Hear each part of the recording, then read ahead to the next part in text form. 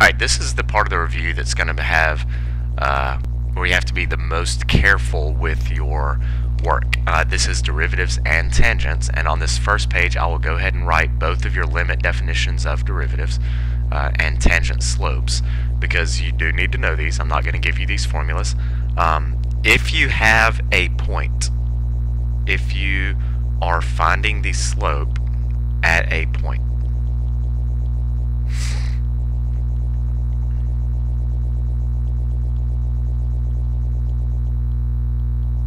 okay, I prefer this one, the limit as x approaches that number of f of x minus f of a over x minus a, and that will give you the slope at a particular point.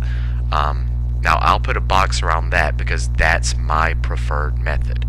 Now you could also use this other one, or the limit as h approaches 0 of f of a plus h minus f of a all over h. That one will work too. There's nothing wrong with it.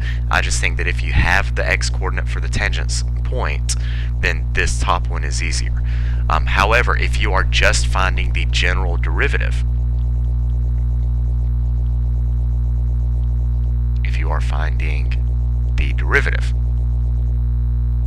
I'll put the word general in there, meaning you don't have the point for the tangent. I'm just asking you to find the derivative.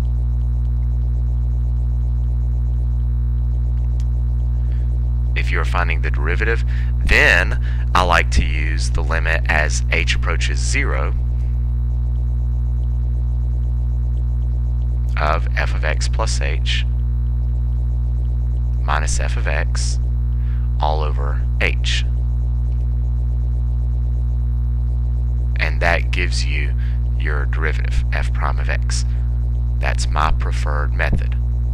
Now the other definition does still work for this limit, so for the derivative. So if you want the limit derivative, you could use this one, f of x plus h minus f of x over h, and that will give you the derivative in terms of x. Or if you want the derivative in terms of some unknown number a, you could do the limit as x approaches a of f of x minus f of a over x minus a. They both work, but I think that the ones I put in boxes work better for the different situations. So let's put it into action. Number 18, find the slope of the line tangent to f of x at the given x coordinate. So in this case we do have a given point, and if you have a given point, then I recommend you use the limit as x approaches that point of f of x minus f of a over x minus a. I think this method is easier if you happen to have the point. Well, I have f of x right here. I'm going to need f of a. My a is -3. And so f of -3 is going to be -3 cubed minus 2 times -3 squared, which is -27 minus 18, which is -45. I got a little bit larger than I thought it would be. So f of -3 is -45. So when I plug this into my formula, it's the limit as x approaches a, but a is -3, of f of x, which is x cubed minus 2x squared, minus f of a, which is -45, all over x minus a, so x minus -3. And then I'll go through that very tough task. Minus a -45 is plus 45 over x plus 3. And this one, let's see, when you plug in -3, you will get 0 over 0. If you don't, that means you've done it wrong. You should get 0 over 0, which means you want to try to factor and cancel. However, I've designed this one so that the top does not easily factor. If it doesn't factor easily, then I prefer synthetic division. So I'm going to do synthetic division. And I know for some reason y'all hate this, but it's so quick. It's actually a lot easier or quicker than factoring. So I'll do synthetic division. I'm dividing by x plus 3, which means I'll put a negative 3 on the outside. And I have a 1x cubed, a negative 2x squared, no x's, and a positive 45. And I'll bring down the 1. Negative 3 times 1. And you add negative 2 plus negative 3 is negative 5. You multiply. Negative 3 times negative 5 is 15. 0 plus 15. Negative 3 times 15 is negative 45. And you should get a remainder of 0, which I did. And I am left with 1, negative 5, and negative 15, which is what I have left over, which is 1x cubed, or 1x squared, sorry, x squared minus a 5x plus a 15. If you were to factor and cancel this thing, this is what you would be left with. Now I plug in my negative 3, so I can take my negative 3 now and plug it in right here. Negative 3 squared minus 5 times negative 3 plus 15 is 9 plus 15 plus 15, which is 39. So you have a slope of 39. That's a pretty steep slope, but that's right. So there you go, your answer number 18. 19 has a fraction, which makes it scarier, but oh no, it doesn't. Never mind. I was thinking of a different problem. Okay, 19. I'm going to use that same limit definition. I will first need to find f of a. My a is 4, so f of 4 is the square root of 4, which is 2. And then I'll plug it into my formula. The limit as x approaches a, which is 4, of my function, square root of x, minus f of a, which was 2, all over x minus 4. And when you plug in 4, you will get 0 over 0. And this is one where we will use conjugates. You have the square root of x minus 2. We'll multiply by the conjugate of root x minus 2. That'd be root x plus 2 over root x plus 2. We'll expand the numerator, which would give me x. Root x times root x is x. Negative 2 times 2 is negative 4 over x minus 4 times root x plus 2. Close that parentheses, that's bugging me. Let's see, x minus 4's cancel. That leaves a 1 in the numerator. And now I can take my 4 and I can plug it in for x in whatever's left right here. So that's going to be 1 over the square root of x, but x is approaching 4, plus 2. Square root of 4 is 2. 2 plus 2 is 4. So we get a slope of 1/4 for number 19. So there you go. These are the cases where I like to use this definition. Now in these two, I ask you to find the derivative of the function and then use the derivative to find the slope, or to find the equation of the tangent. So first I want you to find the derivative. Now if I'm going to find the derivative, I think that the derivative is easier using the x plus h way. So I will do the limit as h approaches 0 of f of x plus h minus f of x all over h. And that's the formula I'm going to use for this one because I think the derivative is easier. Although it's very cumbersome with the arithmetic, I think it's easier to use this method. So I first need to find f of x plus h. F of x plus h means I will plug x plus h in for every x in the equation. So that will be 3 times quantity x plus h all squared plus 2 times quantity x plus h, which will be 3. X plus h all squared, you have to expand that completely. That's going to be x squared plus 2xh plus h squared. And all of that comes from x plus h squared. And then I'll distribute my 2 through here, so that'd be 2x plus 2h. And then I'll distribute my 3, so that's going to be 3x squared plus 6xh plus 3h squared. And my 2x and 2h, nothing combines. So there is f of x plus h. And then I will plug it into this formula. So it's going to be the limit as h approaches 0 of f of x plus h, all of that, 3x squared plus 6x plus 3h squared plus 2x plus 2h minus f of x, which is originally given to you, 3x squared plus 2x, all divided by h. I'll distribute my negative up here.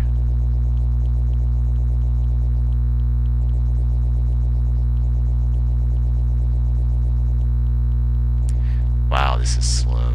Minus 3x squared minus 2x all over h. And now we combine our like terms, and everything that does not have an h should cancel. So I see a 3x squared. I better have a negative 3x squared, and I do. I see a 6x. Uh-oh. I didn't copy something down right. See, this is why it's good to know that everything without an h should cancel. There's nothing to cancel with this 6x, and where my mistake was when I copied, this was 6xh. I forgot to copy the h down right here. So knowing that everything without an h should cancel actually allowed me to catch my mistake here. That was not intentional, but okay, so I'll plug my h back in. This should be 6xh. There we go, now it's working. So I have a positive 2x minus a 2x, and there, now we're right. So we're down to 6xh plus 3h squared plus 2h all over h. We can factor an h out of the numerator, which gives me 6x plus 3h plus 2 all over h. I cancel these h's, and then I can take my 0, since h is approaching 0, I can take my 0 and I can plug it in right there. You're plugging it in for h. So my derivative is 6x plus 0 plus 2, or just 6x plus 2. That is my derivative. Now that was part 1 of the question. My question asked you first to find the derivative of the following functions, and we did that. That is by far the most difficult part of this question. Then the second part says find the equation of the line tangent. Okay, find the equation of the line tangent. This part, I'll do that in green. We'll have to pull number 2 over to the next page. I'm not going to have room to answer that here. So for the part B, my tangent line for number 21, for any tangent you need a point and you need a slope. Well, I want the tangent at x equals -1. So my point, I know the x coordinate is -1.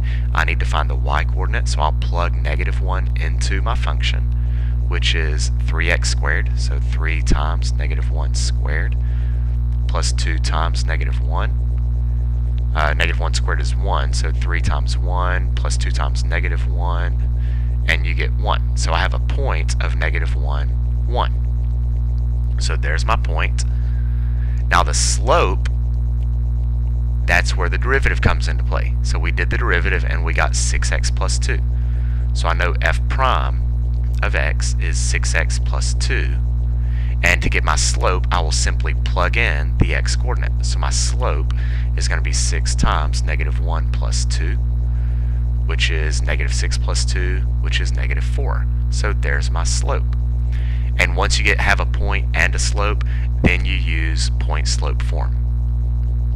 So point-slope form is y minus the y coordinate, which was 1, equals my slope, which is -4, times x minus my x coordinate, and x minus -1 is +1. So there is the equation of the tangent line. Need a point and a slope, put it in point-slope form, and you get your slope off of the derivative. So there we go. Let's try number 21. I'm going to have to pull this onto the next page because I've eaten up all my space. Here we go. And we're going to do the same thing. first I need to find the derivative, which means I'll need f of x plus h. Now this one's going to be kind of nice because f of x plus h is going to be 5x plus h plus 7, which is simply 5x plus 5h plus 7. And that didn't take very long. So when I do my limit, the limit as h approaches 0 of f of x plus h, which is 5x plus 5h plus 7, minus f of x, which is 5x plus 7, all over h, will distribute. So we have 5x plus 5h plus 7 minus 5x minus 7 all over h. And everything without an h should cancel. 5x cancels negative 5x, 7 and negative 7, and we're simply left with 5h over h. And this is nice, the h's cancel, and we are simply left with 5. That means my derivative is 5. Now this is one of those problems where I told you if you are astute or acute or paying attention or something, remember derivatives tell you slope. The tangent, you need slope. So when you're doing derivatives, you're thinking slopes. And if you noticed, my original function was a line with a slope of 5. So if you notice that, and you notice I'm asking you to find the derivative of a line, I am perfectly okay if you recognize that the slope of this is always 5. It doesn't matter where I look on this graph, my slope is 5 because it's a line, and that's why my derivative ended up being only 5. So we have the derivative, and then to get the slope of the tangent, my tangent slope, well, I will simply plug in my x-coordinate of 1/2 to the derivative, but there's nowhere to plug it in. My derivative is always 5, so f prime of 1/2 is also 5. So there's the slope of the tangent. And let's see, I need the point, so I will do f of 1/2, and f of 1/2 is 5 times 1/2 plus 7. That's 5/2 plus 7. Get a common denominator. 5 over 2 plus 14 over 2 is 19 over 2. And so there's my ordered pair. My point is 1/2. When I plugged in 1/2, I got an answer of 19 over 2. And then I'll use point slope form. Y minus 19/2 is equal to my slope times x minus 1/2. And if you did some hocus pocus algebra to that and you put it in slope intercept form, it will actually clean up to the same thing as your original function. So there are a couple of derivative and tangent problems.